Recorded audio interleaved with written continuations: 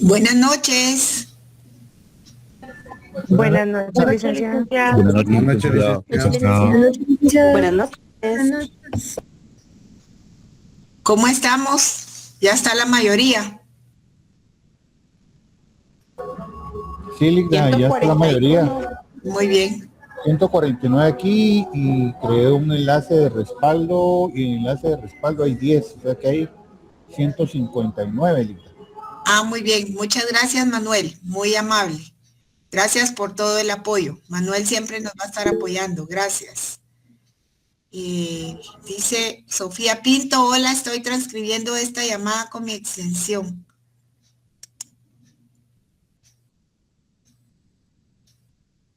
Entonces ahí estamos ustedes. Quiero que alguien me ayude a recapitular la clase anterior. ¿Qué fue lo que vimos? ¿Qué fue la clase presencial del día jueves, verdad? ¿Quién me puede apoyar con eso? Que recapitulemos, hagamos una pequeña recapitulación de qué fue lo que estuvimos hablando en la clase anterior. Por favor.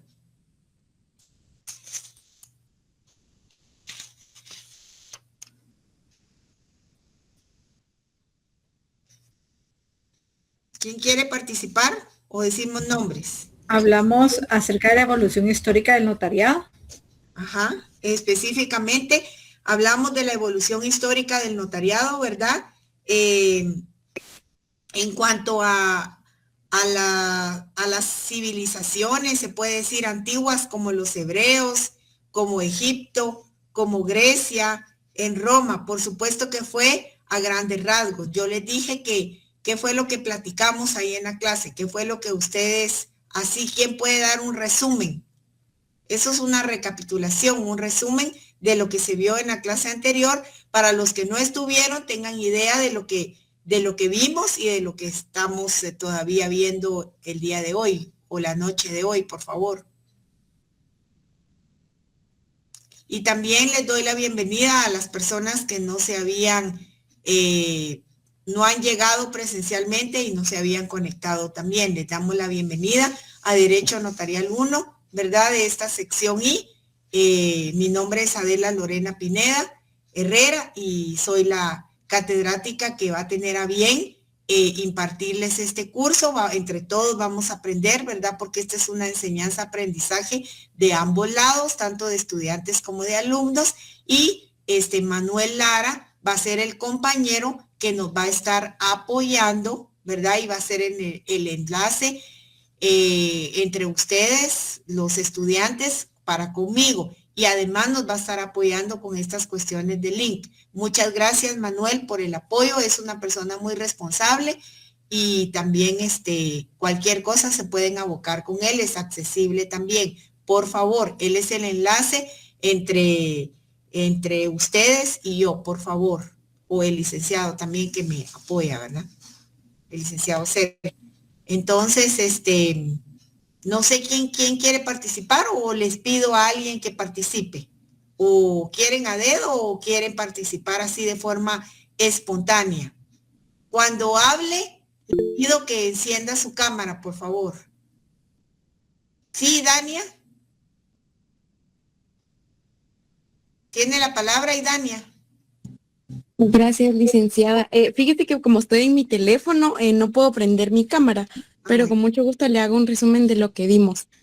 Hablábamos de la evolución histórica del notariado y de las personas que eran encargadas de la redacción en esos momentos, como los instrumentos que utilizaban, como los escriba, que eran los que conservaban los archivos judiciales y daban forma escrita a las resoluciones de los magistrados, los notari, que eran también como adscritos como a la organización judicial, que escuchaban a los litigantes y testigos y ponían por escrito o en forma ordenada y sintética.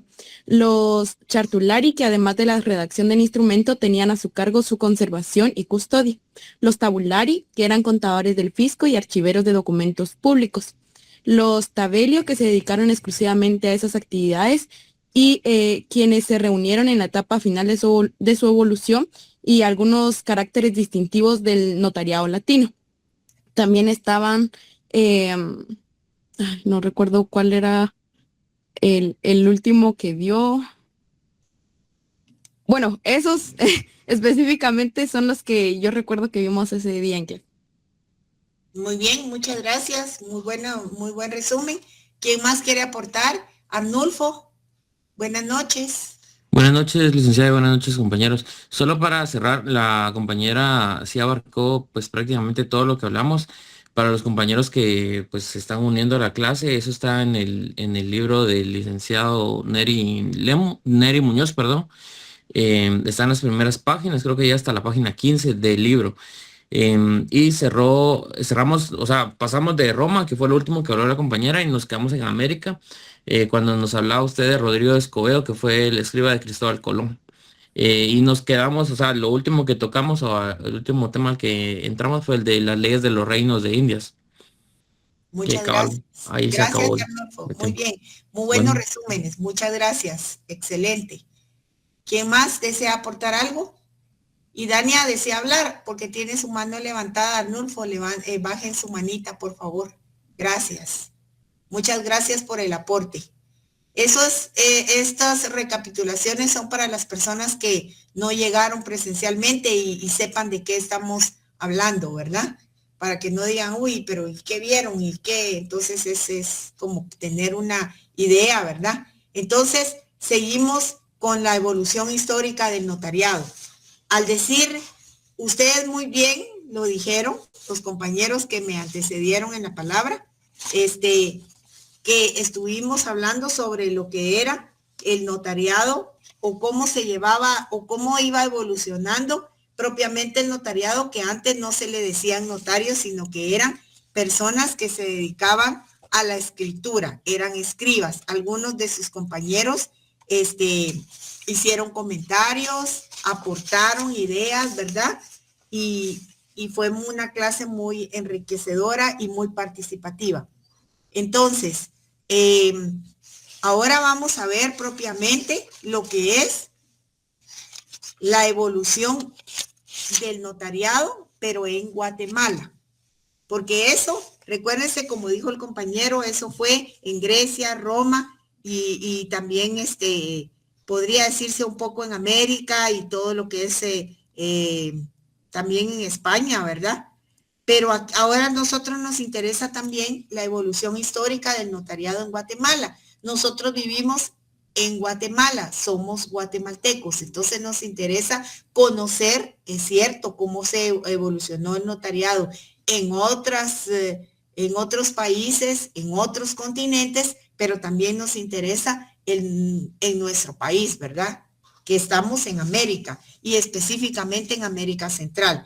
Entonces, dice que el manuscrito de Chichicastenango o la Biblia Quiché o el libro sagrado, como también se le llama, es el Popol Vuh. Ustedes se recuerdan, ¿verdad? Entonces dice que es lo que tenemos como patrimonio cultural. Y es así como encontramos los primeros vestigios de la historia escrita en el Popol Vuh. Entonces, dice también que el primer escribano en la época colonial fue Alonso de Reguera, que tanto Reguera como otros miembros del Cabildo fue nombrado por don Pedro de Alvarado en su calidad de teniente gobernador y capitán general de don Fernando Cortés. Estamos hablando de la época de la colonia, cuando vinieron los conquistadores, vinieron acá a Guatemala o a nuestros países a conquistarnos. Por eso está hablando propiamente de esa época.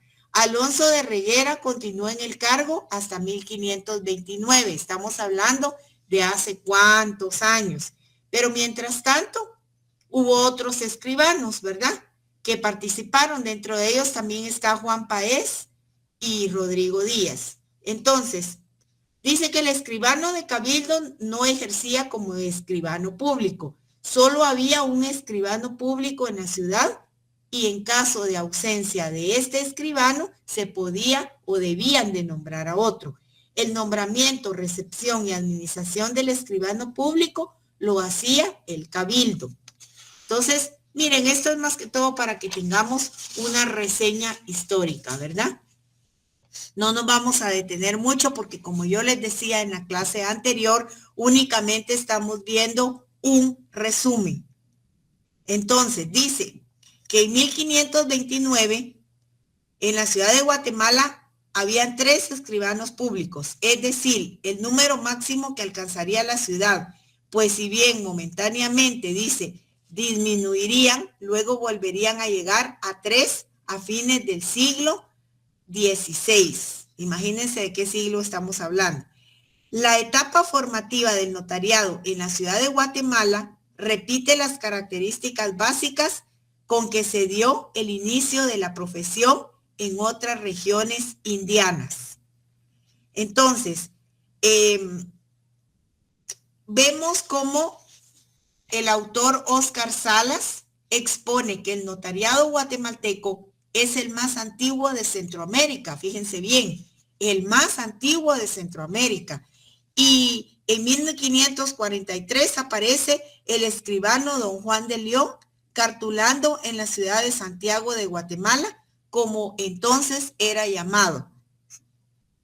Entonces también aparece el aspirante, dice, en primer lugar, dice, cuáles eran las exigencias que se pedían para ser un escribano o un notario propiamente guatemalteco. En primer lugar, el aspirante debía ocurrir a la municipalidad para que se instruyeran las diligencias correspondientes, tras lo cual pasaba el expediente al jefe departamental y con citación y audiencia del síndico debía seguir una información de 7 testigos, entre los vecinos de mejor nota por su probidad, o sea, tenían que haber testigos que daban nota de su probidad, imagínense. Estos vecinos, dice, eran examinados acerca del conocimiento que tenían del candidato, su moralidad, desinterés, rectitud y otras varias virtudes políticas que lo hagan acreedor a la confianza pública. El candidato debía probar, además de ser ciudadano mayor de edad, en el cual es la mayoría de edad, los 18 años, en el goce de sus derechos civiles, con arraigo en el Estado y medios conocidos de subsistir. Imagínense todo lo que les pedían. Concluida esta prueba, pasaba de nuevo el expediente a la municipalidad, que daría vista al síndico y con su pedimento y circunspecto análisis del expediente, acordaba su resolución con las 2/3 partes de los votos. En el caso de obtener resolución favorable, se pasaba esta al Supremo Gobierno para la concesión del fiat. Solamente entonces pasaba a la Corte Superior, donde debía el aspirante presentar certificación de haber estudiado ortografía y gramática castellana. Entonces no es por gusto que se les están pidiendo los libritos de caligrafía a ustedes y se les está pidiendo su ortografía también, porque desde entonces ya viene. Dice que tenían que presentar certificación de haber estudiado ortografía y gramática castellana, haber sido examinado por los preceptores de la academia y merecido buena calificación. O sea, no solo era eso, sino que también tenían que ser examinados. Y certificaciones juradas de haber practicado 2 años con un escribano. Además, tenían que hacer, como quien dice, tenían que hacer práctica. Haber practicado 2 años con un escribano de los juzgados municipales y otro con escribanos de los de primera instancia. Después de ello, sufría un examen sobre cartulación, requisitos de los instrumentos públicos, testamentos, cartas, dotales, donaciones, circunstancias y número de testigos, práctica de inventario, trámites judiciales, términos probatorios, concursos de acreedores, valor y uso del papel sellado, con todo lo demás que se crea corresponder al oficio. Y se concluía estableciendo: sin la forma y requisitos exigidos, nadie podrá recibirse de escribano ni ejercer este oficio en el Estado. Era un decreto legislativo de fecha 27 de noviembre de 1834. Solo le leo esto, ¿por qué? Porque es importante. Porque a veces pensamos, ay, tanto que nos exigen para el curso. Ay, ¿por qué tenemos que llenar tantos cuadernos de caligrafía? ¿Por qué nos dicen que nos van a calificar la ortografía y la redacción y poner respuestas claras y concretas, ¿verdad? No a medias. Imagínense todo lo que desde ya les exigían para ser un escribano. Y no estamos hablando de China, estamos hablando de Guatemala. Entonces,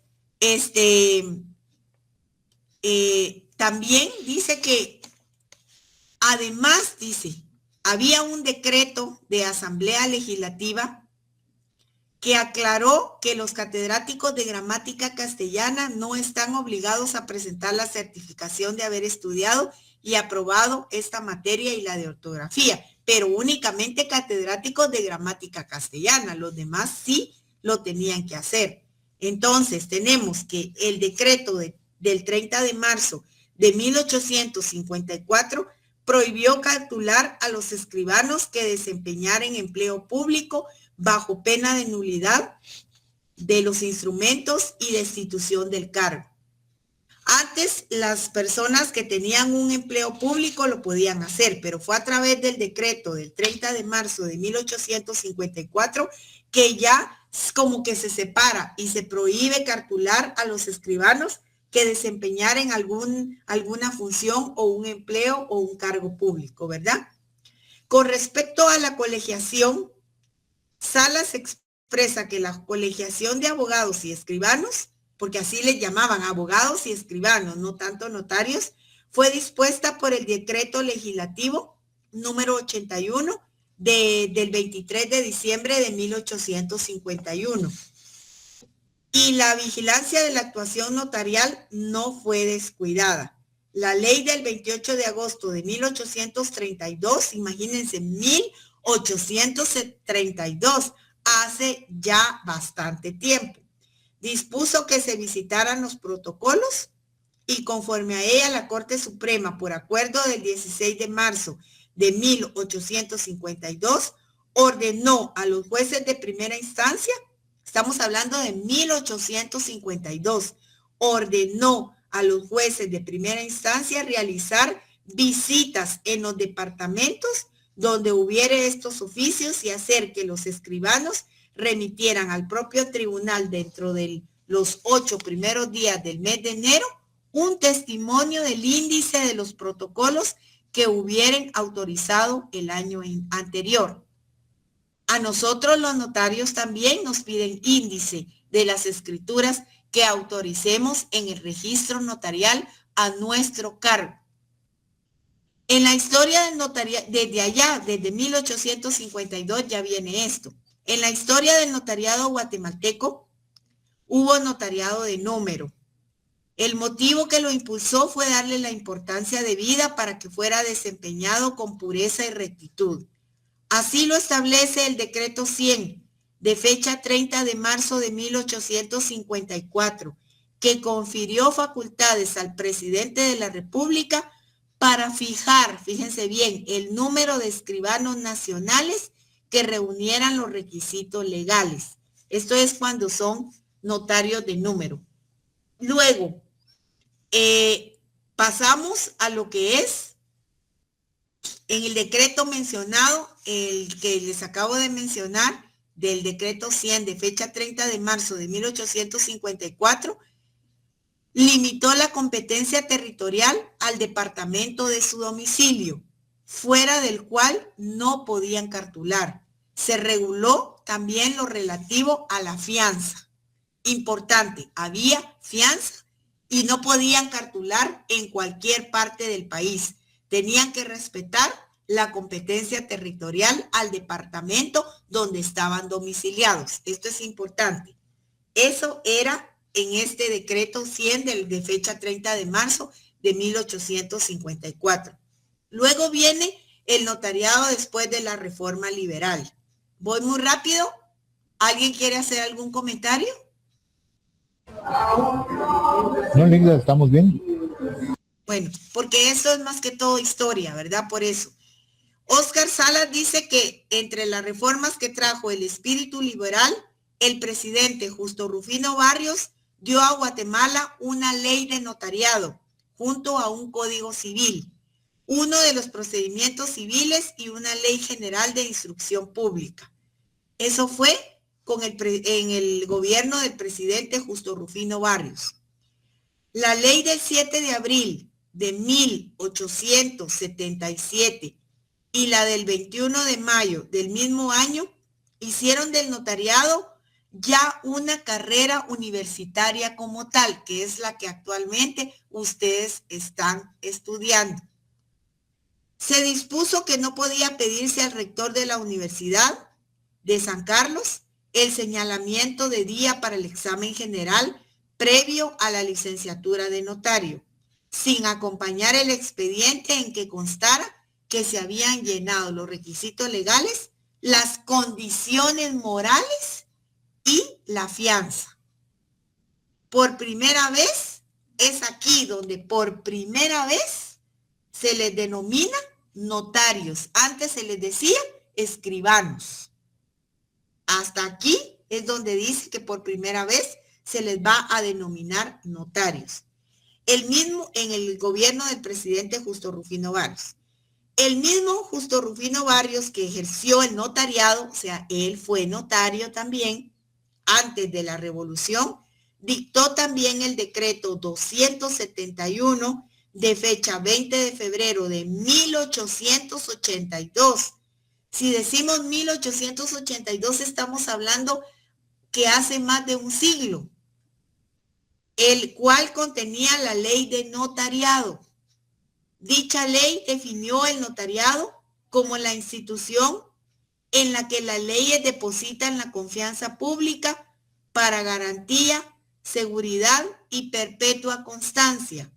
También declaró incompatible el ejercicio del notariado a los que desempeñaren cargos públicos que tuvieran anexa jurisdicción. Todo esto lo encontramos en el Código de Notariado actual, ¿verdad? Para ejercer dicha profesión, además de tener la mayoría de edad, que en aquel entonces era de 21 años, actualmente es de 18, se necesitaba tener la ciudadanía guatemalteca. Además de la ciudadanía guatemalteca, ser del estado seglar y la posesión de propiedades por un monto de 2,000 pesos, la prestación de una fianza por una cantidad equivalente. O sea, como si no tenía fianza, pues tenía que tener recursos, por lo menos posesión de propiedades por un monto de 2,000 pesos. No sé cuántos serían en quetzales ahorita. 2,000 pesos. Otras reformas importantes fueron la supresión del signo notarial por un sello con el nombre y apellido del notario. Actualmente nosotros tenemos el sello con el nombre y apellido del notario o notaria. Este se registraba en la Secretaría de Gobernación.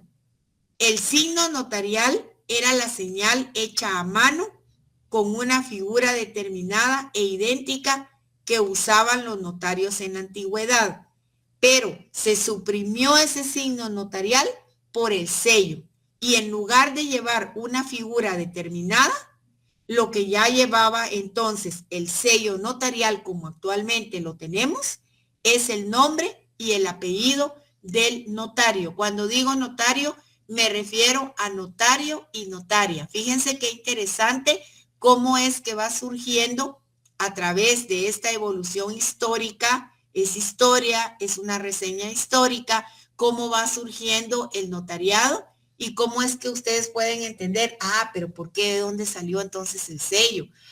¿Por qué de dónde salió tal cosa? Entonces ustedes al leer la reseña histórica pueden ir notando todos estos aspectos.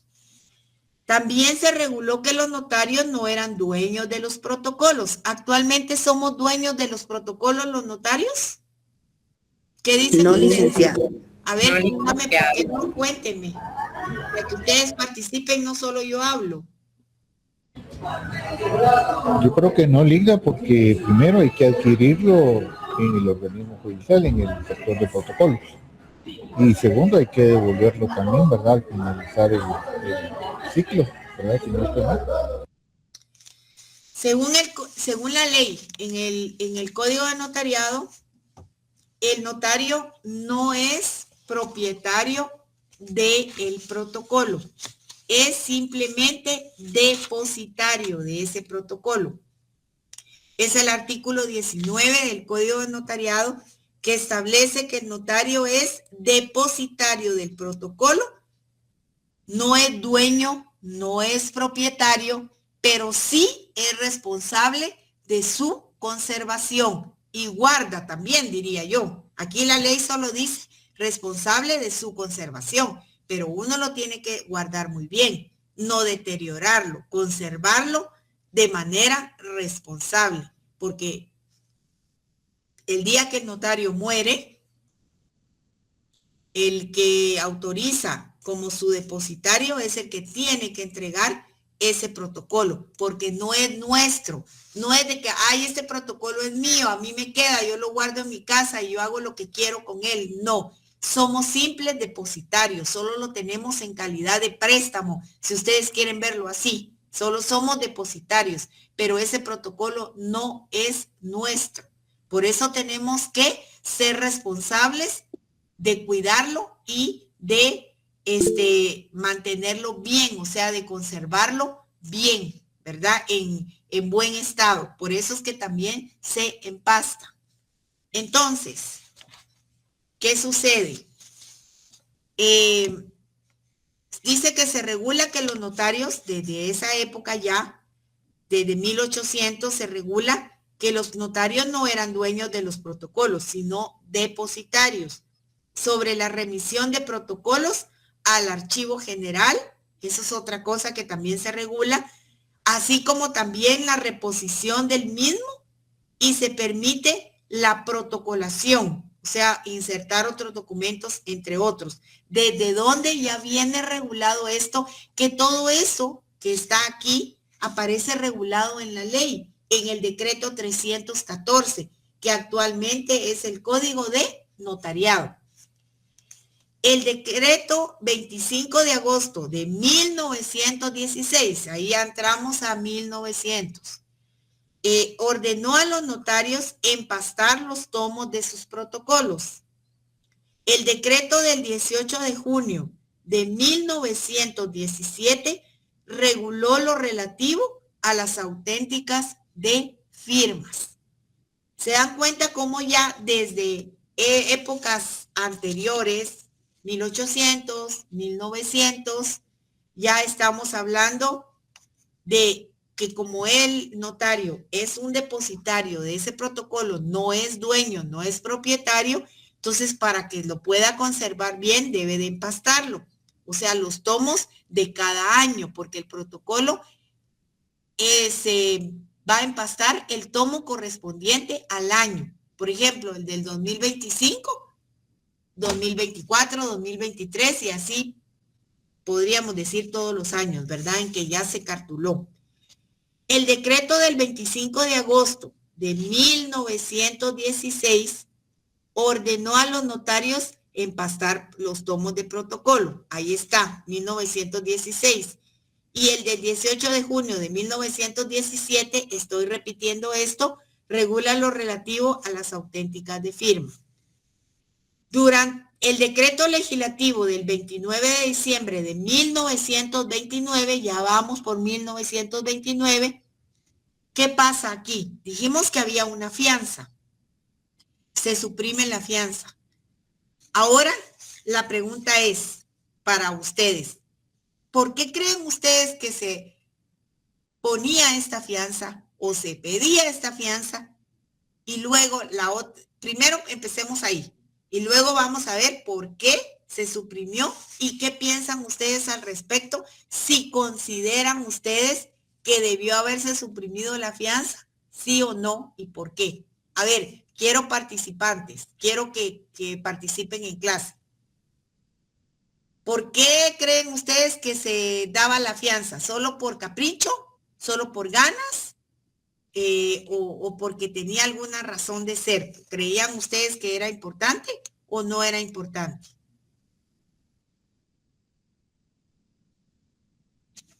Muy calladitos. ¿Qué pasó?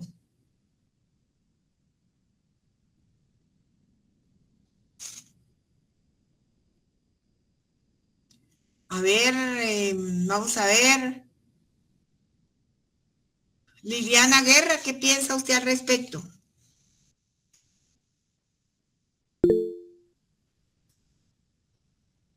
Ay, disculpe, licenciada, es que mi internet está algo malo. Pues yo pienso que sí fue bueno las fianzas, que eran positivas. ¿Por qué? Me imagino yo, bueno, yo creo pues que la fianza era la forma en que pues tenían que pagar, ay, no sé cómo explicarlo. ¿Lo leí?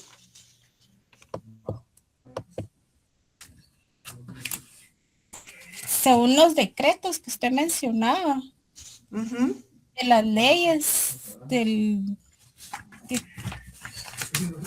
aquí tengo mis copias, perdón, es que sí le llevaba la lectura, pero se me fue el internet un rato. Entonces, Según el decreto 100 de fecha 30 de marzo de 1854, que confirió facultades al presidente de la República para fijar el número de escribanos nacionales que reunieran los requisitos legales. También ese mismo decreto limitó la competencia territorial al departamento de su domicilio para los escribanos, fuera del cual no podían cartular. Pero también en ese mismo decreto se regula lo relativo a la fianza. ¿Por qué se regula lo relativo a la fianza?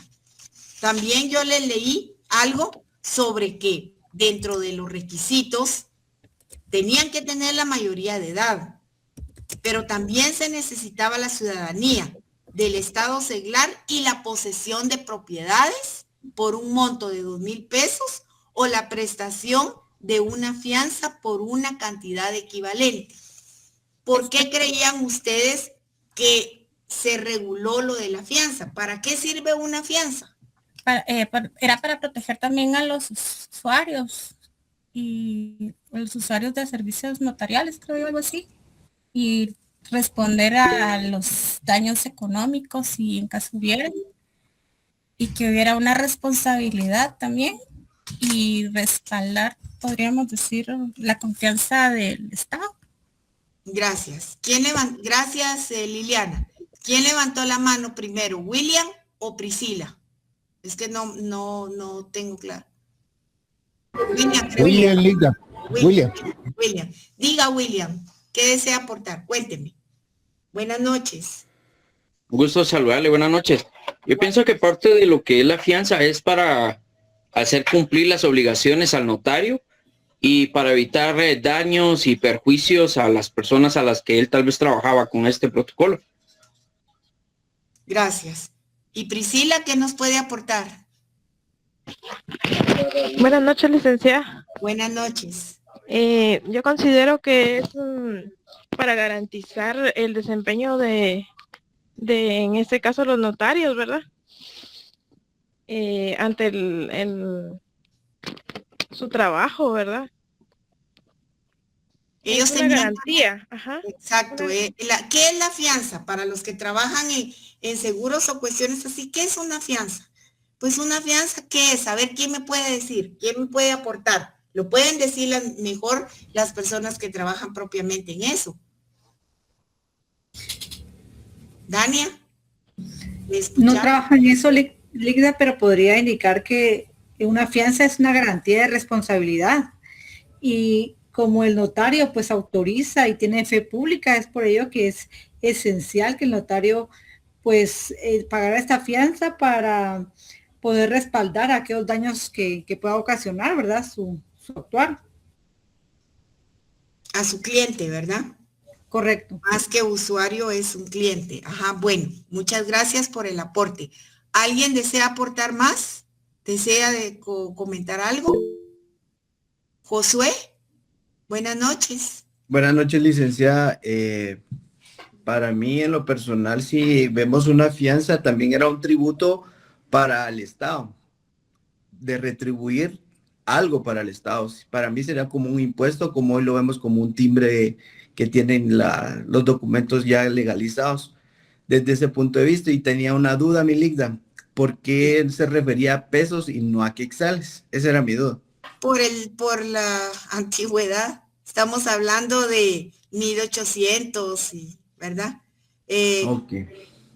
Por un monto de 2,000 pesos, que no sé cuál sería la equivalencia actualmente a nuestra moneda de quetzales, pero lo vamos a averiguar y ustedes también. Les queda sí, de sí, le queda de tarea, Josué.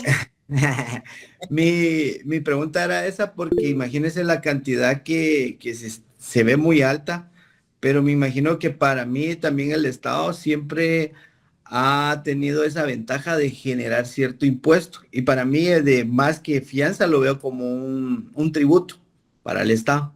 No sé si estoy mal o estoy bien. Veamos, gracias. Marjorie Dayan, y alguien escribió ahí que la fianza era una desconfianza, logré leer ahí. Diga, Marjorie. Gracias. Solo para responder al compañero, que hasta el año de 1924 en Guatemala la moneda oficial era el peso guatemalteco, pero un año después, en 1925, fue cuando ya se creó, digámoslo así, el quetzal, y equivalía a lo mismo, o sea, un peso era un quetzal, pero ahora, si no estoy mal, lo equivalente a un peso son 2 quetzales, es el doble, creo yo. Entonces, digamos que 2,000 pesos serían 4,000 quetzales. Entiendo yo, o al revés. Usted diría casi no es nada, porque ahora 4,000 quetzales pues es plata, pero es dinero, no es plata, es dinero, pero su valor adquisitivo era más, ¿verdad? Más alto. Gracias, compañera. Gracias por responder esa duda. Gracias. Licenciada, entonces me quito la responsabilidad de la tarea, ya que Marjorie me respondió la tarea. Está bien. Gracias. Ok. Karina Lisset Cantecruz. Buenas noches, Ligda. Solo para aportar a lo que dijo Marjorie, actualmente el peso mexicano aquí en Guatemala vale 45 centavos, por decírselo así. Entonces el peso está más devaluado que el quetzal. Entonces ya le quité también la tarea a Josué. Muy bien, muchas gracias por el aporte. ¿Vieron qué interesante? ¿Vieron que aprendemos? Todos aprendemos. Gracias por el aporte. Entonces, la pregunta ¿es importante actualmente el notario tiene fianza o fue suprimida la fianza?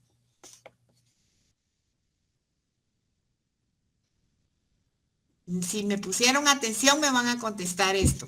Guillermo, suprimida. ¿Dónde está? ¿Quién? Arnulfo, diga. Gracias, licenciada. En relación a lo que decía la compañera, la conversión con el peso mexicano, no tiene relación el quetzal con el peso mexicano. ¿Por qué? Porque antes para nosotros también existió el peso. Luego lo transformaron. Yo incluso creo que por ahí tengo perdido un billete que me encontré, unas reliquias de 2 pesos. De verdad lo tiene. Muéstrenoslo. Llévelo a clase. No sé dónde lo tengo perdido. Búsquelo, Arnulfo. Entonces búsquelo y nos enseña la clase de presencial. Lo voy a buscar, es que lo tengo, ahí sí que como dice la gente, ¿va? Lo tengo tan bien guardado que no sé dónde lo tengo. Bueno. Pero sí, decía, creo que dice 2 pesos. Entonces, no hay como que una conversión. Incluso un compañero creo que colocó en el chat ese tema de que el peso colonial no tiene relación con el quetzal, mucho menos con el peso mexicano actual. Y ese era mi aporte. Muchas gracias, pero también busque sus 2 pesos. Mire que de verdad que es una reliquia. De verdad sí es una reliquia, porque eso ninguno de nosotros ni pensábamos en nacer. Entonces, si lo tiene, si lo encuentra, llévelo para la clase que lo tenga o nos lo muestra. Interesantísimo poderlo conocer, por favor. Gracias. Bueno, licenciado. Gracias. Entonces, escuchen, el decreto legislativo del 29 de diciembre de 1929 suprimió la fianza. O sea, la fianza se quitó. Obvio, era una garantía, como dijeron ustedes, una garantía, pero se suprimió esa garantía, se suprimió eso, ya no fianza. Actualmente, el notario tiene que pagar o tiene que aportar dentro de los requisitos para ejercer el notariado fianza. No, ya no, porque está suprimida. Pero usted, ¿qué piensa? Ustedes que les gusta hacer, es un grupo muy analítico y qué bueno que sean así. ¿Ustedes consideran que estuvo bien que se quitara o que se suprimiera la fianza o que la debieron de haber dejado? ¿Qué piensan ustedes al respecto? Quiero saber. William, diga. Tiene la Sí, palabra. buenas noches. Buenas noches. Yo pienso que se debió haber mantenido. ¿Por qué? Porque actualmente, como estábamos hablando, es una garantía al trabajo que se hace. Ahora, realmente al quitar eso, es como que lo dejaron simplemente a la moral. Así sería el punto de vista que yo tendría corto. Gracias. ¿Quién más desea aportar?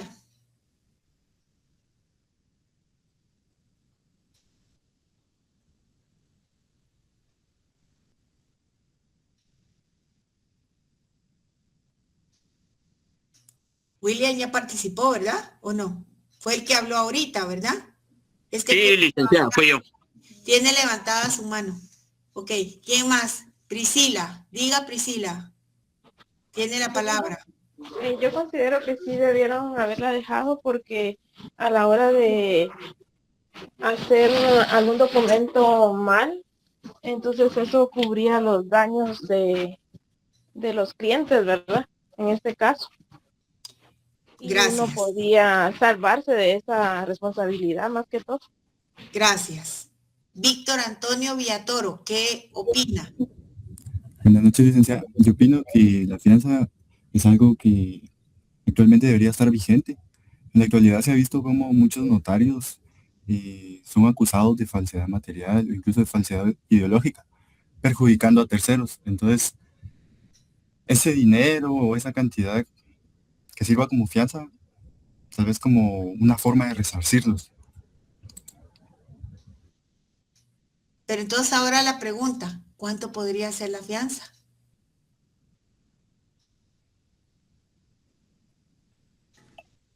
Licenciada, aplicándolo perdón que me meta ahí a hablar de lo de la fianza. Diga, José. Siempre en el código de notariado están las formalidades del notario, pero así como están las formalidades, están las cosas que son las prohibiciones del notario. Entonces yo creo que si está regulado es porque debe de haber una sanción. Para eso hay el que existe el CAM, donde están colegiados los notarios, abogados y notarios, donde está, no me recuerdo si es el orden disciplinario, donde hay una disciplina para el notario, donde se congela, entonces lo inhabilitan y hay una sanción para él. Creo que ya hay un orden disciplinario a través del CAM. Entonces creo que tal vez,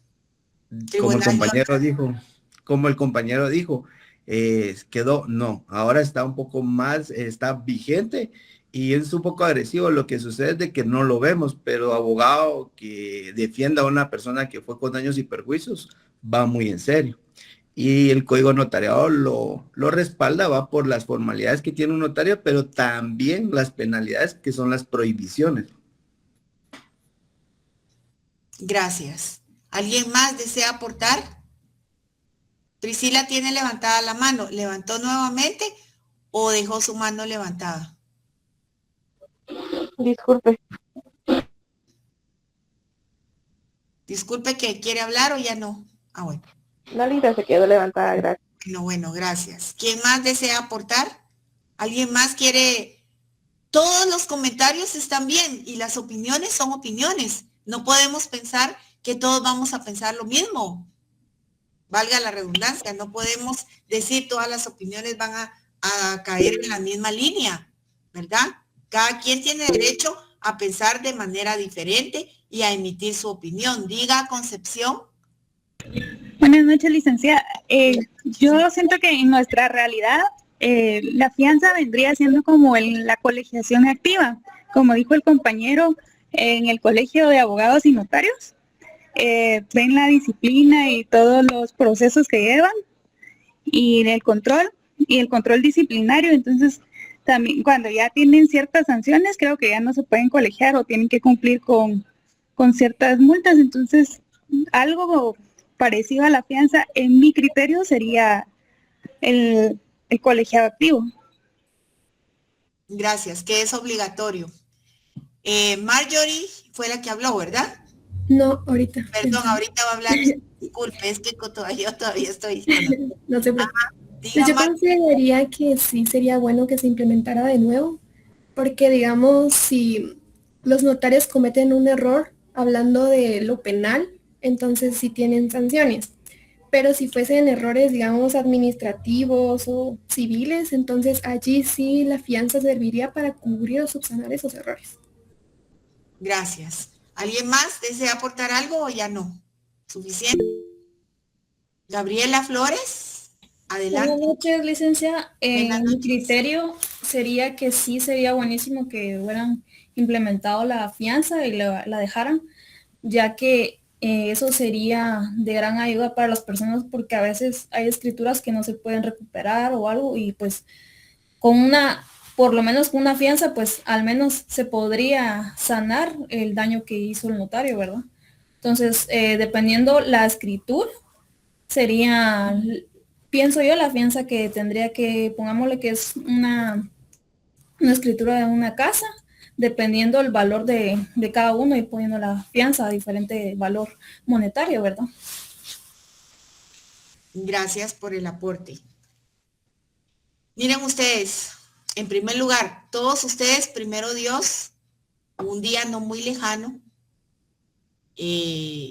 gracias al esfuerzo, al sacrificio de que ustedes están estudiando una carrera universitaria como tal, de abogado, notario, y el grado académico de la licenciatura que van a tener, primero Dios,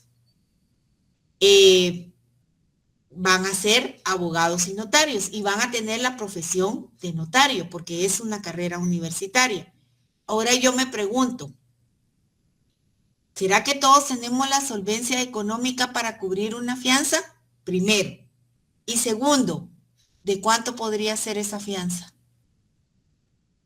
Porque los negocios jurídicos, si ustedes quieren decirlo así, como una escritura puede ser por 10,000 quetzales, otra escritura puede ser por 2 o 3 millones de quetzales.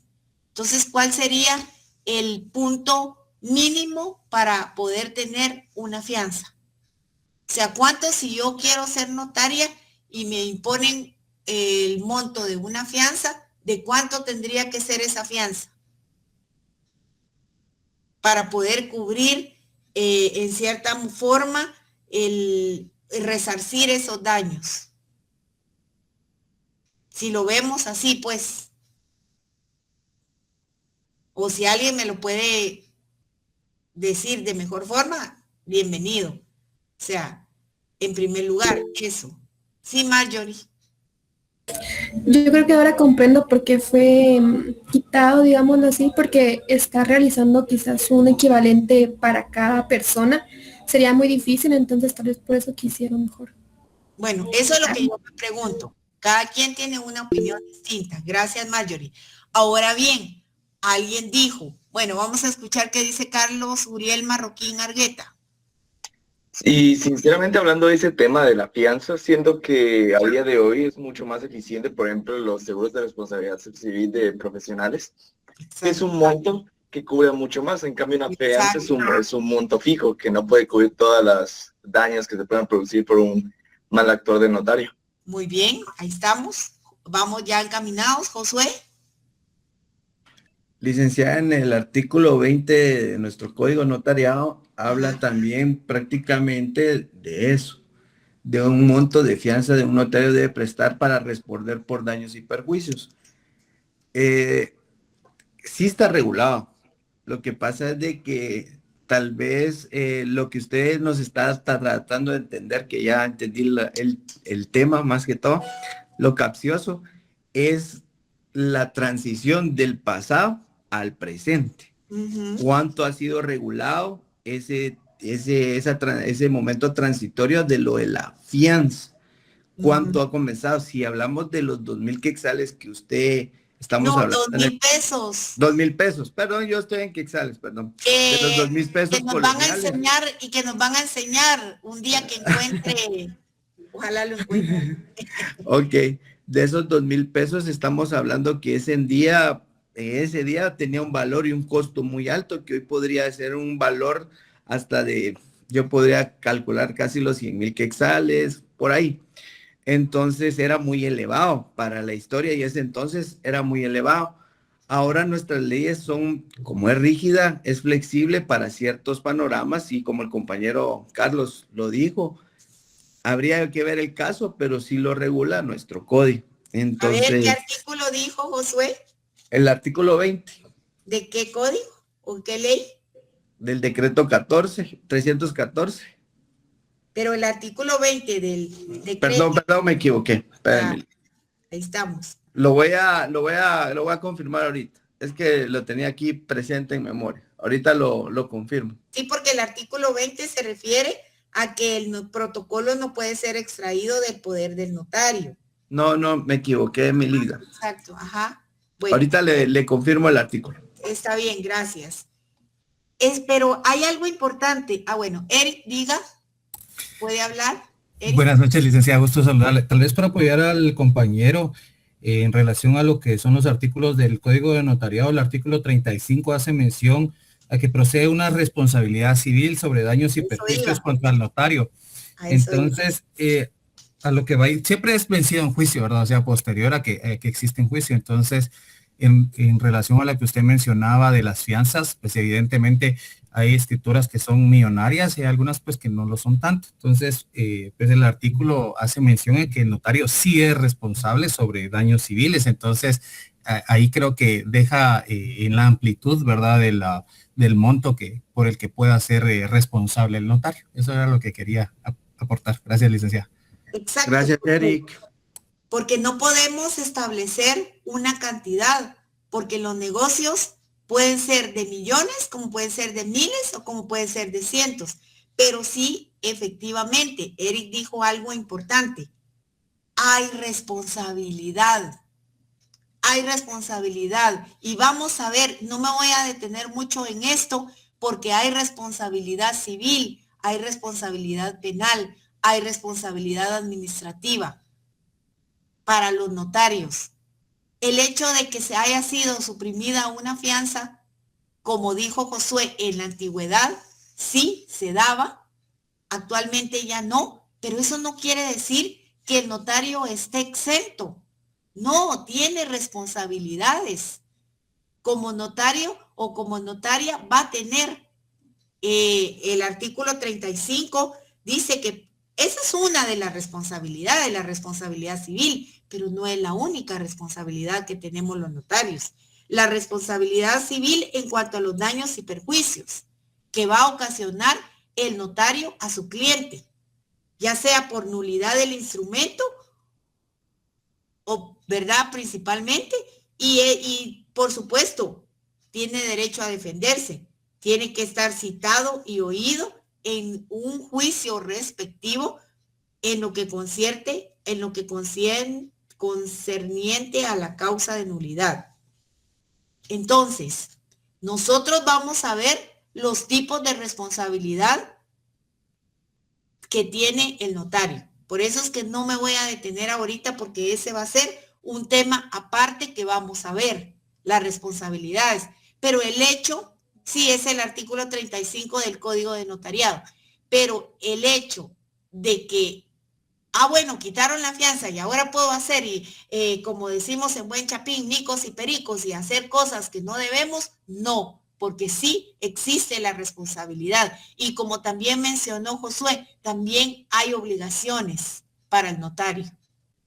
Hay responsabilidades y hay obligaciones. Y el notario tiene obligaciones previas y además tiene obligaciones posteriores para con los instrumentos públicos que autorice. Aparte de la responsabilidad penal, que está tipificada en el Código Penal como delitos. Alguien decía lo de la falsedad ideológica y lo de la falsedad material. Perdonen, pero eso es un delito. Y si logran comprobárselo en juicio al notario, tiene prisión inclusive, ¿verdad? La responsabilidad civil por daños y perjuicios ocasionados a su cliente, también. La responsabilidad administrativa cuando uno no presenta un testimonio, también. También está la disciplina estaban hablando del Tribunal de Honor del Colegio de Abogados y Notarios de Guatemala. También impone sanciones, ¿verdad? También hay inhabilitaciones, inhabilitan al notario. O sea, sí hay responsabilidad para el notario. El hecho de que no exista una fianza no quiere decir, ay, en la antigüedad, cuando existían los pesos y todo eso, ay, ahí sí, pobre el notario. No, también ahora. Y se puede decir que no existe una fianza con una cantidad como tal, pero sí hay responsabilidad donde el notario debe de cumplir y debe de hacer su trabajo de forma responsable. Y también tiene que cuidarse, porque si no también su responsabilidad la debe de resarcir, ¿verdad? Josué. Mi Ligda, fíjese que estaba leyendo. Ajá. También tenemos que tener claro las responsabilidades del notario y las responsabilidades del abogado, que para poder también penalizar cada una de ellas, lo regulan nuestras leyes. En el OG, en el 202 hay la responsabilidad del abogado. Y como mi compañero Eric lo dijo en el 35 anterior en el Código Notariado, entonces ahí vemos por qué se puede juzgar al abogado y por qué se puede juzgar al notario, porque son distintas sus funciones. Entonces hay que distinguir las funciones que tiene cuando es abogado y cuando son dos notario. Títulos diferentes. Así es. Entonces, el título de abogado y el título de notario. Entonces debemos de diferenciar una cosa de la otra para también señalar sobre actos que ellos han incumplido. Y en el 77 del notariado es donde están las prohibiciones del notario. Exactamente. ¿Qué es lo que puede y lo que no puede? Puede hacer lo que está permitido dentro de la ley, pero aparte, el artículo 77, como dice Josué, establece lo que no le es permitido poder realizar el notario. Y ahí lo establece bien claro. Está bien, gracias. ¿Estamos claros ahí? ¿O hay algún comentario? ¿Hay alguna opinión? Porque todas las opiniones son válidas, porque son sus opiniones. Yo no vengo a cambiar opiniones. Yo solo vengo a decir lo que la ley establece. Si está bien o está mal para usted, es su opinión y es válida. ¿Está bien? Si es mejor que sí, que no, esa es su opinión, está bien. Y es importante que usted haga valer sus opiniones, las exprese, porque de eso se trata la clase. No es de venir a imponer, es de, como les digo, de participar y de poder ampliar, ¿verdad? Entonces, válido todo lo que ustedes piensan y dijeron, pero la ley establece esto y esto y esto según el artículo tal, ¿verdad? Entonces, ahí vamos. ¿Alguna otra duda? No. ¿O sí? Bueno, entonces, lo importante es que antes había fianza y ahora ya no hay. Se suprimió según el decreto legislativo del 29 de diciembre de 1929. No fue ahorita, ya hace ratito. Durante el gobierno de Jorge Ubico se emitió una nueva ley de notariado contenida en el decreto legislativo número 2154, muy extensa y detallada, fíjense. Y en 1940, ya un poco más cerca, 1940, por decreto legislativo 2437, de fecha 13 de abril, se reglamentó los exámenes de práctica notarial, que por cierto es muy importante la práctica notarial. Bueno, entonces después viene el notariado después de la Revolución de 1944, o como decimos, la Revolución del 44, ¿verdad? Que el licenciado dice Fernando Quesada Toruño, afirma, con el advenimiento de la Revolución del 20 de octubre de 1944, tuvieron decidida participación los estudiantes universitarios y surge un acendrado espíritu renovador. Entonces, se vislumbran mejores y más amplios horizontes y los órganos estatales, así como autoridades y funcionarios, adoptan una actitud distinta ante lo universitario. Este señor Quesada Toruño, hermano del que fue cardenal, el cardenal Quesada Toruño. Tal vez algunos lo conocieron. Como primeros pasos de innegable trascendencia, cabe señalar que en la Constitución de la República se consagra como derecho constitucional la autonomía de la universidad y se establece la colegiación oficial obligatoria para el ejercicio de todas las profesiones universitarias. Eso que ustedes estaban hablando, que si el colegio, que si la colegiación, esto se hizo obligatoria para el ejercicio de todas las profesiones universitarias. Ya no digamos para la carrera de abogado y notario, es colegiación profesional también obligatoria. El Colegio de Abogados de Guatemala, integrado también por todos los notarios del país, por eso se llama Colegio de Abogados y Notarios de Guatemala, queda constituido el 10 de noviembre de 1947. Quedó constituido como tal. El 10 de noviembre de 1947. El nuevo Congreso de la República emprende una ardua labor legislativa y en un lapso relativamente corto, decreta leyes de suma importancia para la vida nacional. Entre estas nos interesa destacar, y por eso hago énfasis, dos que están indisolublemente unidas a nuestro trabajo: el Código de Notariado y la Ley de Colegiación Oficial Obligatoria para el ejercicio de las profesiones universitarias.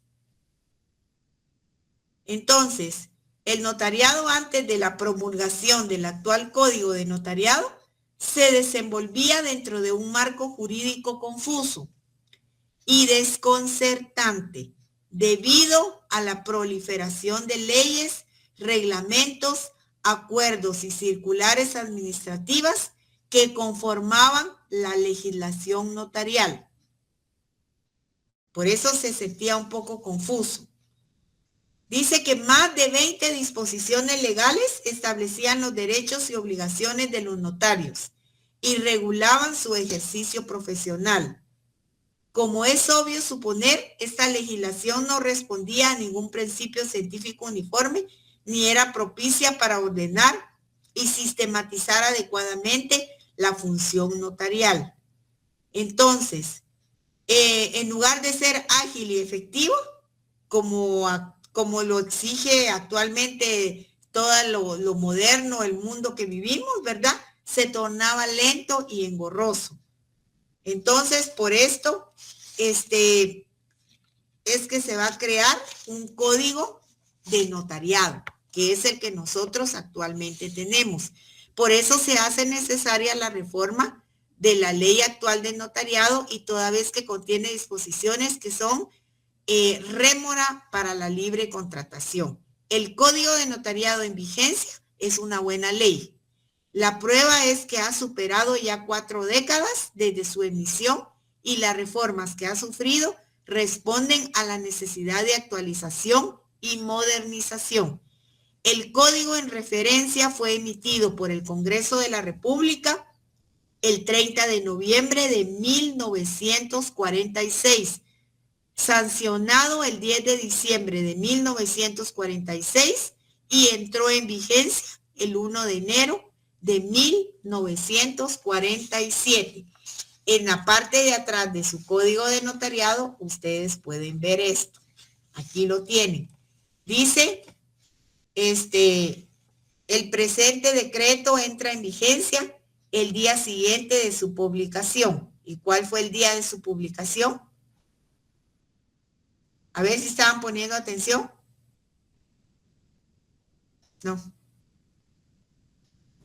31 de diciembre de 1946. 31 de diciembre. 10 de diciembre.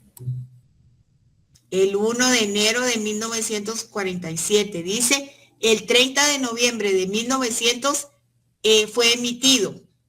De 1946. Fue sancionado el 10 de diciembre de 1946 y entró en vigencia el 1 de enero de 1947.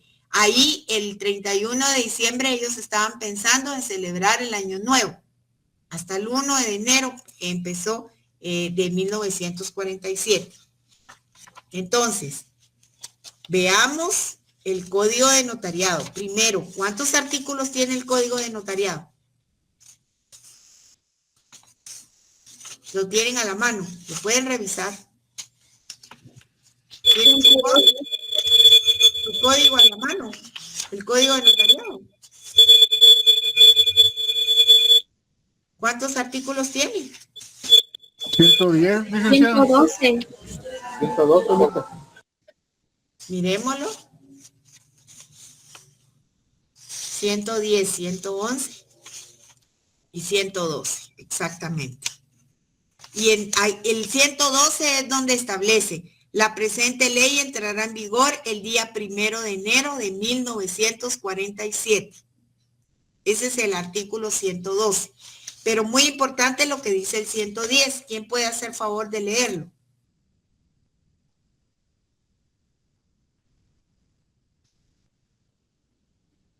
Solo es de leerlo. El 110. Por favor. Marjorie. Toda disposición que se emita para crear, suprimir o modificar los derechos y las obligaciones de los notarios que contiene esta ley deberá hacerse como reforma expresa a la misma, a efecto de que se conserve su unidad de contexto. En este concepto queda prohibido la creación, supresión o modificación de aquellos derechos y obligaciones por medio de circulares administrativas o acuerdos gubernativos. O sea que toda disposición que se emita para crear, suprimir o modificar los derechos y obligaciones de los notarios que contiene esta ley, ¿qué ley? Pues la ley, el Código de Notariado, deberá hacerse como reforma expresa a la misma, solo como reforma expresa, a efecto de que conserve su unidad de contexto. En este concepto queda prohibida la creación, supresión o modificación de aquellos derechos y obligaciones por medio de circulares administrativas o acuerdos gubernativos. Muy importante ese artículo 110 del decreto 314, Código de Notariado. ¿Estamos claros ahí? Que sí, que va a haber una modificación o una supresión porque sacaron tal circular administrativo o acuerdos gubernativos. Esta ley del Código de Notariado únicamente deberá hacerse como reforma expresa a la misma, cuando se desea suprimir, crear o modificar derechos y obligaciones de los notarios. ¿Estamos claros ahí? Yo creo que sí, ¿verdad? Claro. ¿Sí? Sí, sí, Ligda. Bueno, entonces aquí estamos. ¿Cuándo entró en vigencia el Código de Notariado ustedes? 1 de enero de 1947. Según el artículo 112, ahí lo dice, la presente ley entra en vigor el día 1 de enero de 1947. ¿Cuántos artículos tiene el Código de Notariado ustedes? 112. ¿Qué decreto es? 314. 314. ¿Saben qué? Porque este es un machete. Antes dice que se sentían confusos porque que habían esto, que reglamentos, que ahora no. Ahora está contenido en una ley que se llama Código de Notariado decreto 314. Y dice que solo se puede crear, modificar los derechos y obligaciones de los notarios que están contenidos en esta ley mediante reforma expresa a la misma, a efecto de que se conserve su unidad de contexto. ¿Estamos claros ahí? Sí, licenciada, otra consulta. No me lo estoy inventando yo. Esto lo dice la ley. ¿Qué manda? Lida, si usted me hace una pregunta de que cuándo fue, es válido que yo le diga, lo dice en el artículo 112 del decreto 314, aunque no lee la fecha. Pero vea, pues, depende que le estoy preguntando. Si yo le estoy preguntando cuándo entró en vigencia el Código de Notariado, usted me tiene que responder la fecha. Pero si yo le digo, ¿qué artículo establece cuándo entró en vigencia? Depende de la pregunta, así es la respuesta. Y si es capciosa, da para chance a las dos.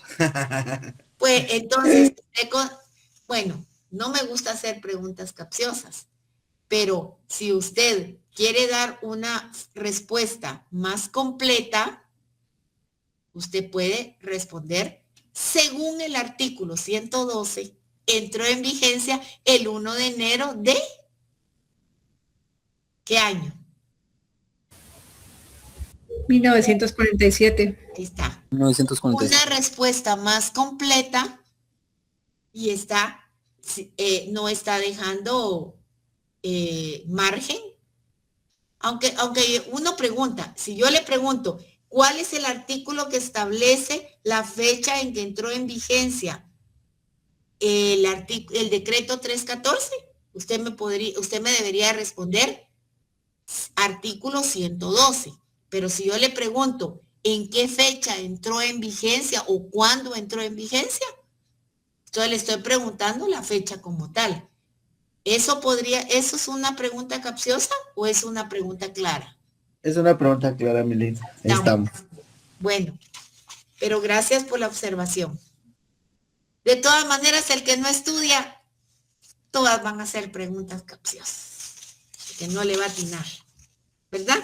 En cambio, para el que estudia, ninguna pregunta va a ser difícil. Va a sacar 100 en todo, ¿o no?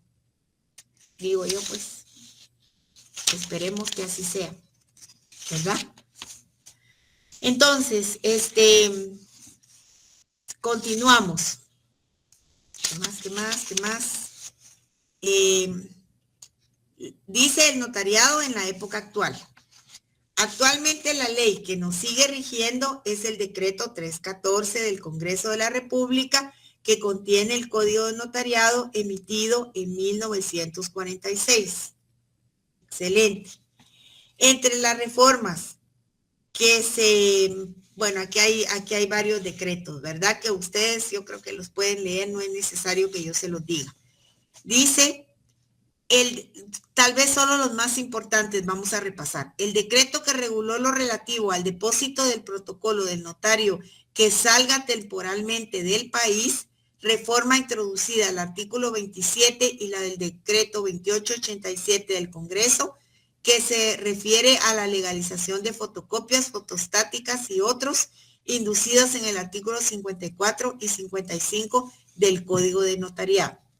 También tenemos el decreto 5477, que contiene la ley reguladora de la tramitación notarial en asuntos de jurisdicción voluntaria. Y también tenemos el decreto ley 12583, que regula lo relativo al trámite de la rectificación de área. El Código Procesal Civil y Mercantil, que regula el trámite de los procesos sucesorios, intestado y testamentario cuando se sigue ante notario, como también lo relativo al registro de procesos sucesorios regulado en el decreto 7375 del Congreso. También la ley del organismo judicial, que era la que estaba mencionando Josué. ¿Qué decreto es, Josué? Ya que la estaba mencionando. Ya se fue. 289 del Congreso de la República. que es la que regula lo relativo al ejercicio del notariado en el exterior y a los documentos provenientes del extranjero. También tenemos la Ley de Colegiación Profesional Obligatoria, Decreto 6291 del Congreso, la Ley del Timbre Forense y Timbre Notarial, el Código Civil, Código de Comercio, Ley de Parcelamientos Urbanos, leyes, bueno, bastantes leyes, pero la principal, ustedes, en la cual nos vamos a regir y va a ser como, si ustedes quieren verlo así, como nuestro manual para los instrumentos públicos, es el Código de Notariado. Todos deben de tener su código de notariado a la mano. Cómprelo si no lo tiene, porque si está llevando el curso de Derecho Notarial 1, ya debe de tener compradito su código. Deje de comprar un menú de McDonald's y mejor se compra el código de notariado. Y mejor va a comer frijolitos, que es más sano, ¿verdad? Digo yo.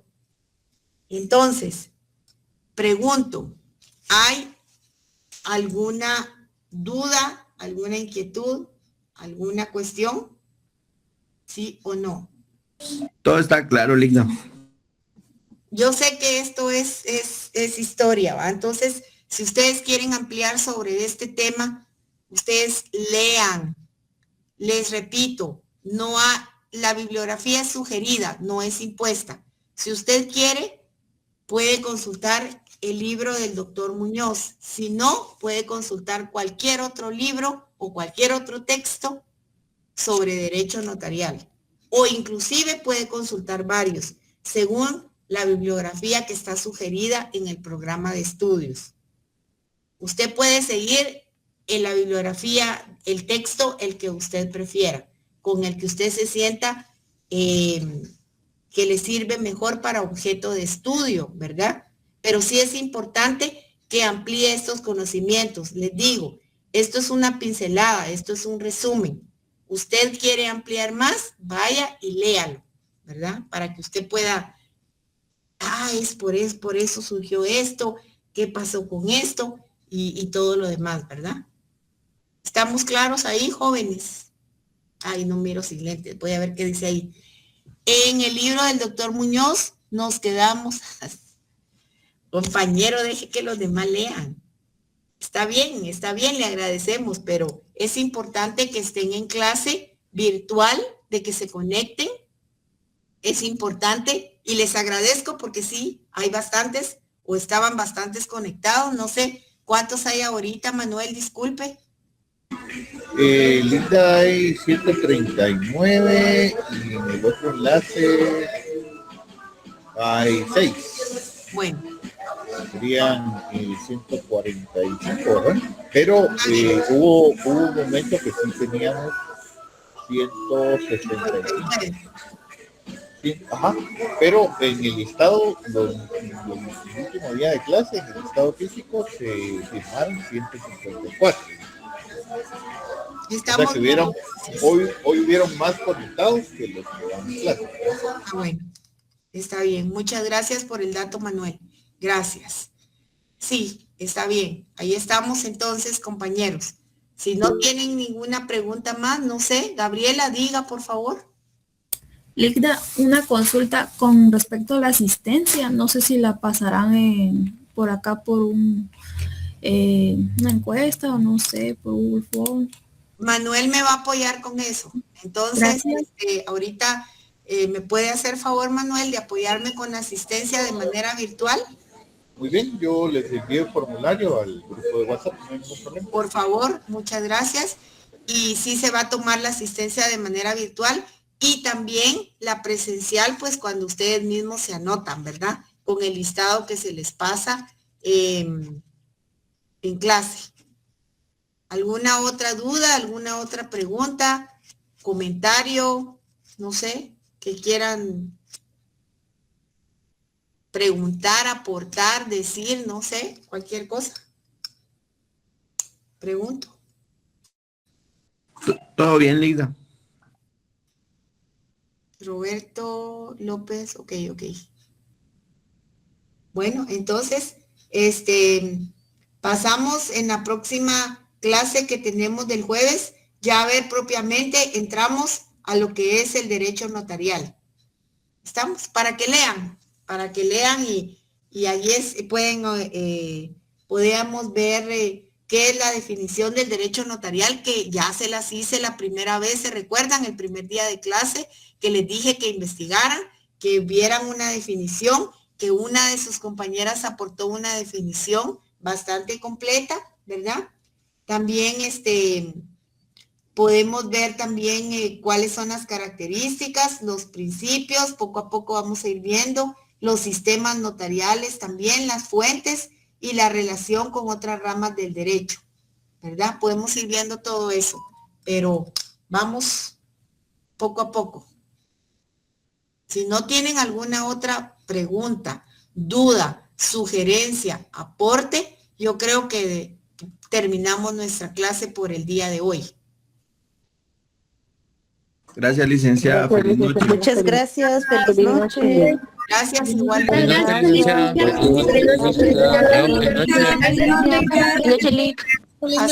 noches. Feliz noche, licenciada. Que descanse. Adiós.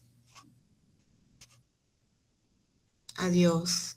Feliz noche, licenciada. Feliz noche.